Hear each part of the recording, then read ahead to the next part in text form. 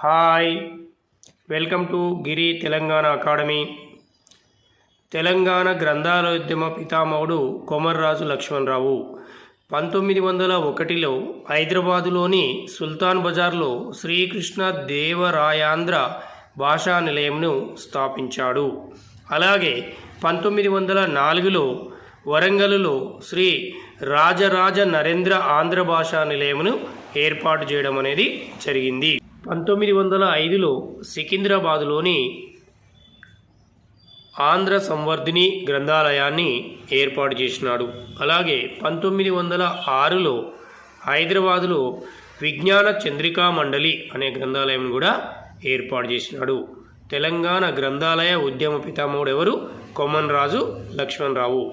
తెలంగాణలో జరిగినటువంటి గ్రంథాలయ ఉద్యమమే తొలి ఉద్యమం అని చెప్పినటువంటి వ్యక్తి సురవరం ప్రతాపరెడ్డి.